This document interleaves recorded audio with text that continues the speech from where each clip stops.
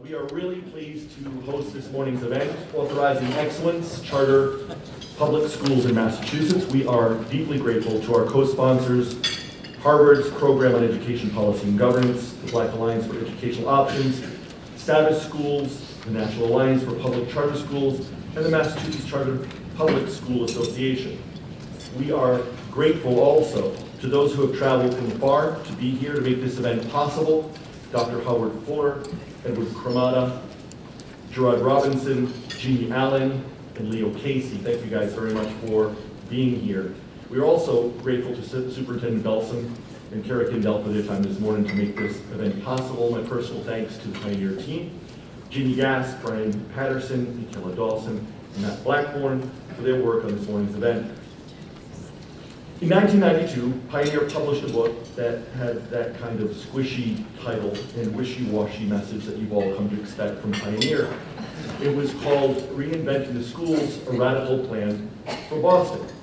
Its core message was nested ultimately in the dozens of pages of the Education Reform Act of 1993, along with high-quality academic standards and accountability through teacher and student testing. And thus began the charter experiment in Massachusetts. How did it turn out? Public charter schools here, as elsewhere, were an experiment, the success of which would fully depend upon policy decisions at the state level, how we authorized, how we held charter schools accountable, especially in that emerging charter sector, which was altogether new at the time. Interestingly, in the minds of the Senate and the governor, at the time, charters were not meant to be capped. If the new charter schools worked, they would expand. If they did not work, they'd be closed down. So why have any caps? Well, we have caps for political reasons, to get the Education Reform Act passed through the House. And thus, since that time, we have the perennial debates about, should we lift the cap on charter schools? That's why we're here. There's a piece of legislation that is moving through the House and the Senate that would lift the caps on charter schools in the 10% lowest performing districts in Massachusetts. 29 districts, that's about a quarter of Massachusetts students that it would affect. Now, since 1993, we've seen the caps revised many times. Most recently in January 2010. We saw the allowable percentage of students in the lowest performing districts rise from about 9% to 18%. And we have seen those seats filled, with Boston number of city districts bumping right up against the cap. And some worthy schools, including the 4th Edward Brooks School, were denied largely because we had reached the cap. Think about that. An adult-made cap that kept kids from access to great school. So here we are again. But things really are different from the 1990s, and Edward Cremata will make that very clear for us this morning. We had good data before. I think you will see this morning we have tremendous data in support of charter schools. And this data builds upon studies from the Boston Foundation, New Schools Venture Fund, Pioneer, the Department of Education, and on the list goes. Pioneer is also releasing this morning Look Back to Move Forward, authored by Kara Stillings-Kendall, who's here, will be sitting on our panel as a senior fellow at Pioneer. Her paper looks back at the history of charter authorizations in order to draw lessons for changes as we move the cap upward. What fixes will we need to have in the law to make sure that we are authorizing the very best charter schools? Recent history points to possible politicization of decisions, as well as the loss of independence for the charter school office. If you haven't picked that up, that paper is at the registration desk. This legislation that we're talking about this morning and the need to, from our perspective, lift the caps does not deny the fact that we want a robust debate. Pioneer is an advocate of charter schools.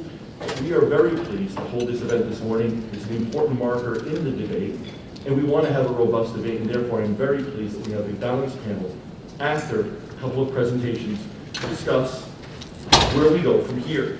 So let's begin. Edward Cremata, if you want to come to the podium. Since joining CREDO in 2009, Edward Cremata has handled data processing, statistical programming, and econometric modeling for multiple research projects. He was also the co-founder of an online interdisciplinary academic journal, and has provided policy analysis for a candidate for statewide office in California. Edward received his BA and MA in economics from California State University, Sacramento, and was referred for nomination to the National Dean's List. Edward, thank you very much for being here this morning. So we gave you a little sneak preview of who we are. Thank you. It's really a pleasure to be here. Always love coming here in Boston. We're a little bit short on time, so I'll be moving a little brief, and I apologize if I'm a little slow. These early morning events are even more painful on West Coast time. My name is Cremata. I'm a research analyst at the Center for Research and Education Outcomes. We are a nonpartisan and data-driven research organization located in Stanford. One of the things that makes us unique is that we have student-level data on 29 states representing, this is actually a little outdated, almost 90% of the charter students across the country. So when we look at individual state-level sectors, we can get a national perspective on their performance. I'd like to acknowledge the Massachusetts Department of Education. They were not involved in this analysis at all, but they were very helpful in helping giving us the data and helping us clean it, and also financial funding from the Walton Foundation. As I said, we're a little short on time, but I'm going to briefly talk about our study approach, go over our findings, and then talk about some summaries and implications. So in writing this report, we had three basic questions. First one, how do charters do compared to traditional public schools in growth in math and reading? Second is, are there particular characteristics of charter schools that are associated with higher levels of growth? And third, do charters have more success than traditional public schools working with certain student subgroups? We're looking at 6 years of data from 05-06 to 10-11, and because we look at student growth rather than achievement, this gives us 5 growth periods to analyze. The important question when asking how the charter sector does is always, we'll compare to what. And so CREDO has developed what we call a virtual control record method to get the fairest, most apples-to-apples comparison between a charter student, and then we match them to a traditional public school student. And so I'll talk to you simply, kind of a simple way through the 3 steps that we take. And it's represented by this funnel here on the right. We're finding a traditional public school match for a charter school student. So let's say we're trying to find a match for a charter student, call him John. Step number 1 is we look at all of the traditional public schools that send students to John's charter school. And we call those the feeder schools. And we only try to find matches for John, our charter student, inside of those traditional public schools. And the reason for this is we want to compare John to the traditional public schools that he otherwise would have attended if he weren't attending that charter. The second step is we then look inside of those schools to find traditional public school students that look exactly like John on every one of those variables on the left. So the same race, same gender, same grade, etc. And the third and most important step is we then only compare John's performance at a charter to traditional public school students who had exactly the same test score in the previous year. So they both are starting at the same point, and then we compare the growth that they found in the following year. Using this process, we were able to find matches for 83% of the charter students in our data. Now, a valid question is, are these results valid? Are we really capturing the charter value add in a fair and meaningful way? And as researchers, we think about 2 different types of validity, internal and external validity. So I'll talk about these briefly. Internal validity is basically what I just said. Is the method you're using able to fairly and accurately identify the real charter effect? And for some of these reasons, and I'll talk through, CREDO has a high degree of confidence that our VCR method, in fact, maximizes the combination of internal and external validity. So for example, Mathematica, another large research organization that you're likely familiar with, in 2012 did a lottery study. For those of you that aren't familiar with lottery studies, they're generally considered the quote-unquote gold standard of this kind of research. They compare the growth of charter students to students that applied but did not win a lottery, and so that assures that there are, on all observable and unobservable characteristics, the 2 groups of kids that you're comparing are otherwise identical.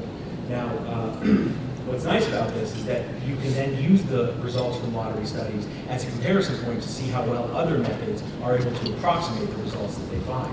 And so Mathematica found that on the exact same set of students, using our approach, they did not find significantly different results between the lottery method, the gold standard, and the VCR method. Also, Julian Betts over at UCSD conducted the most comprehensive data analysis recently and found the results using our method are consistent with other what are called quasi-experimental methods. That just means other non-lottery methods.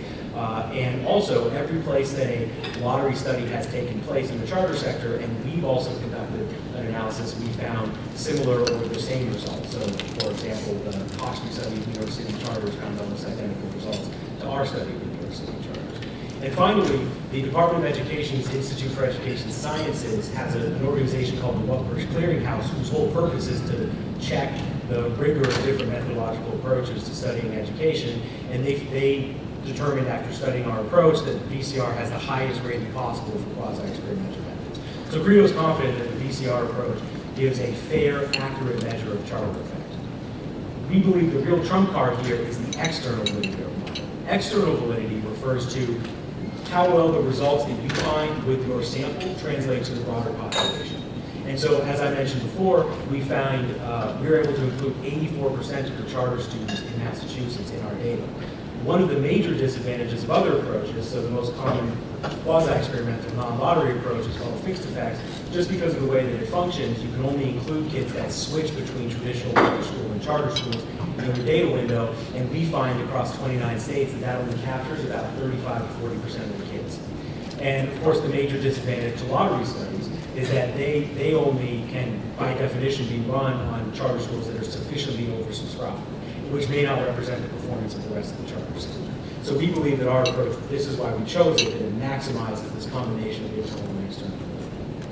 So I'm going to talk briefly about the statewide student level findings, then we'll go into the Massachusetts school findings, and then talk about Boston, which is probably the most interesting results. So I want to provide a bit of a Rosetta Stone here. As researchers, we talk about results in standard deviation units. To most normal human beings, that's meaningless. So I want to anchor these to give you just a kind of rough sense of the magnitude of what we're talking about here. Don't worry, you don't have to memorize this. I'm going to also do this translation on the slides. But when we say that charters, for example, have a 0.05 standard deviation growth advantage, just to anchor that in your mind to something real, that's about 1.8 months of additional learning per year. And this is based on some work by Rich Shep on NAEP transformations compared to skill score growth. So again, I'll be talking through this. So jumping right to our results, here we've broken down our average charter effect by all of Massachusetts, and then we disaggregated that into Boston and then charters outside of Boston. So we find that charter schools have significantly higher growth in both math and reading than local traditional public school options in Massachusetts, and this benefit is equal to about 1.5 years of additional learning, or excuse me, 1.5 months of additional learning per year in reading, and about 2.5 months of additional learning in math. Now you can see when we break out Massachusetts, a lot of this effect is being driven by really extraordinary effects in Boston. I'm going to be talking more about these Boston results later, but excuse me, so these are, to translate those for you, we find that charter schools in Boston give about an additional 12 months of learning per year in reading and 13 months of learning per year in math compared to what those students would have expected in a local traditional public school. When we move outside of Boston, we see the story changes significantly such that the reading performance of charter schools outside of Boston is roughly the same between charter and TPS, while charters do still maintain their advantage in mathematics. When we disaggregate the average charter effect by year, we see a fairly strong positive trend. So the relative advantage of the charter sector is growing over time, such that by the last year of our data, charters across Massachusetts are giving about 3.5 additional months of learning in math and about 2 months of additional learning in reading per year. Another way of looking at this is to look at how charters do with students by their year of enrollment. And so we see that in the first year that charter students are enrolled in school, they have fairly mixed results. But by the second year and beyond, the charters are getting significantly higher growth in both math and reading. Now, here we're looking at the impact of charters on Black and Hispanic students. And if you're a little bit confused, it's because there are actually two things going on in this graph, so I want to talk you through it. The first comparison is all Black and Hispanic students compared to some sort of baseline, regardless of the school they go to. And so you'll see that zero line, the point of comparison, that is the growth that white students get in the state of Massachusetts every year. So the fact that all these bars are pointing down, generally, regardless of the school attended, simply means that Massachusetts, like every other state, still has growth and achievement gaps between white students and Black and Hispanic students. The second point of comparison is looking at comparing traditional public and charter school performance for both Black and Hispanic students. We find that charters have significantly higher growth for both Black and Hispanic students than for traditional public schools. The really interesting story here is if you look at the performance of both Black and Hispanic students in mathematics, they are no longer, they haven't closed the achievement gap. I don't want people to misinterpret this gap. They've closed what we call the growth gap. So Black and Hispanic students in Massachusetts are no longer falling behind their traditional, their white counterparts year on year. And that's a significant achievement by national standards. We also find that charters have significantly higher growth in both math and reading for students in poverty. And these results are significant. When we look rather than at the student level, we look statewide at the school level, we see that about 44% of charters have significantly higher growth in reading, and about 56% have significantly higher growth in math. These are about 2 to 3 times the proportion of low-performing charter schools across the state. And when we compare that to the numbers that we see nationally, we see that the performance of the charter sector here in Massachusetts, you guys have about twice the number of high-performing charter schools than we see nationally. Now, unfortunately, I don't have time to dive as deep into this data as I'd like to with all of you, but I just want to highlight some of our headline findings in Boston. This chart is constructed in the same way as the previous one. So again, the zero line here we're looking at the impact of charters on Black and Hispanic students in poverty. So these are some of the most severely disadvantaged kids. The zero line, the standard by which they're being judged, is the growth of white, non-poverty students in Massachusetts. What's really fascinating here is those 2 bars you see on the right-hand side of the comparison. So 0.08 in charter and point for Black students and 0.20 there. What you're looking at when you see bars above the zero line, that's closing the achievement gap. So we see that charter schools have significantly higher growth than traditional public schools for Black and Hispanic students in poverty in both math and reading, but that the charter sector in Boston is in a meaningful way closing the achievement gap between Black and Hispanic students in poverty and white students not in poverty in the state of Massachusetts. And we haven't seen anything like these magnitudes in any other 29 states that we look at. Another unique thing about the Boston sector here, this is the first charter sector we've seen where no charter schools are significantly worse than their traditional public school counterparts. Give a shout out to Detroit because we like to do this because they don't get any shout outs. They are close to you guys. So in Detroit, I think they have 2 charters that are significantly worse. But it's worth mentioning that the average performance of the charter schools here in Boston is 83% are significantly better than their local counterparts, and about 17% are the same. This is the first of any of the 90% of the charter students that we've looked at. So CREDO has a high degree of confidence that these robust effect sizes we're seeing in Boston are real for a couple of reasons. Number one, these results are generally in line with the findings that Kane over at Harvard and Angrist over at MIT found effect sizes for charters that are in the ballpark that we're looking at. And I also broke out a percentage for you all. This isn't in the report, but one of the things that we're interested in here is there are 2 ways to get a really good effect size and for charters to look really good. Either number one, charters are getting excellent absolute growth of their kids, or number 2, the traditional public schools they're compared to are falling off of the cliff. Either of those will make charters look really good. If this is a real charter effect, what you would expect to find is that the percentage of charter students that are performing above the state average should march up over time as they spend more time in charter schools, that they're really getting this robust growth. And that's exactly what we see. So when we, for example, in 2007, 44% of the students enrolled in charter schools scored above the state average, and 44% scored above the state average in reading. By 2011, after spending either 4 or more years in charters, that number went from 44% to 81% scoring above average. Mathematics, a similar story. In 2007, 53% of charter kids were performing above average.